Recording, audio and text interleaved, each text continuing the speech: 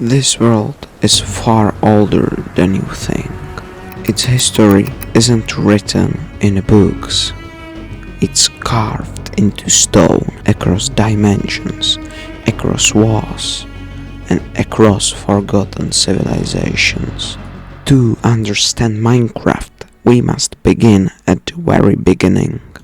Before the world was broken, the overworld was alive. Dense forests, thriving biomes, and ancient beings known as the hosts. The hosts weren't builders, they were guardians. They shaped life, protected balance, and guided early civilizations. However, the overworld was young, and it attracted something ancient, something hungry. The Nether did not stay sealed forever. Piglins invaded the overworld through massive portals. They weren't there to explore, but to conquer. Piglins brought corruption, and they fought with war beasts and lava weapons. Overworld wasn't ready for Nether's invasion, so entire biomes burned. But the hosts chose a champion, a hero said to be the one that will save Overworld. He united villages, golems, and mobs. Because of the hero or the builder, Overworld managed to repel the Nether. They sealed portals through which piglins came and locked the Nether away. But the knowledge of portals remained. Generations passed. From the ashes of war rose a new civilization, the ancient builders. They studied the ruins of previous era portals. The war between Overworld and Nether was long forgotten. Meanwhile, hosts abandoned Overworld in the hands of the builders shortly after Nether invasion. Builders mastered crafting.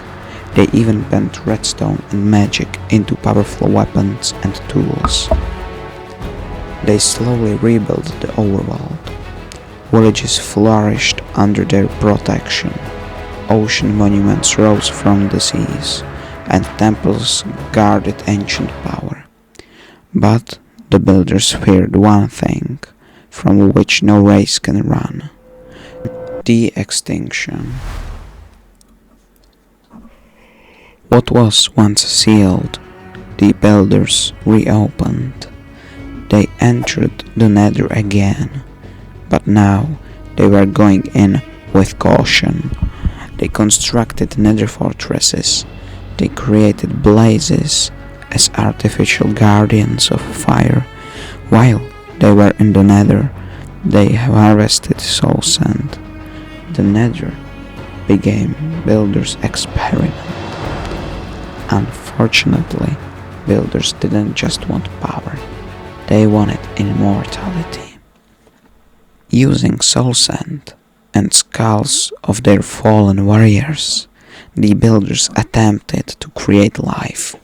They created the Wither, not a god, not a tool, but a mistake.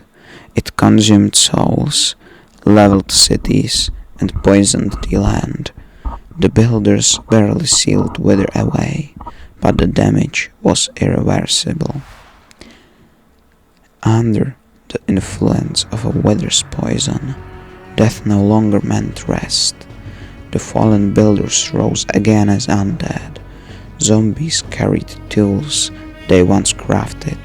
Skeletons wielded bows they once trained with, and drowned guarded ruins beneath the sea. This wasn't random. This was echo of a civilization that refused to die. The overworld entered an age of decay. With the overworld collapsing, the builders searched for a final refuge. They discovered an ancient dimension named the End. They constructed strongholds, not as cities, but as lifeboats. They activated the portals, and they fled. But what awaited them was worse than extinction. The End was a prison. It was filled with floating islands and cities built out of desperation. And the End had a single ruler, the Ender Dragon. The builders couldn't escape from the End, as they had to stay in the End. They slowly changed, because the only fruit which was there, the coarse fruit, their bodies adapted to the point when their minds shattered and they became Endermen. They are still builders, still intelligent, but forever trapped. Back in the overworld, villages survived, but some of them rejected peace and chose war. They turned to forbidden magic. These were the Illagers. Evokers studied ancient builders' spellbooks. Vindicators mastered brute force. They attempted to recreate lost power, and one succeeded. The Arch-Illager discovered an ancient artifact named the Orb of Dominance, a relic from the builder's experiments. It amplified fear, twisted intention, and it created armies of corrupted mobs. The overworld faced collapse again, but heroes rose. They destroyed the Orb of Dominance, and the balance returned, at least for now. Then you appear. No history, no memory, just potential. You do what no one else could. You defeat the Wither, you conquer the Nether, you slay the dragon, and when you do all these things, the world speaks back. Two voices observe you. They speak of dreams, of awareness, of choice. They say the builders failed because they tried to control the world.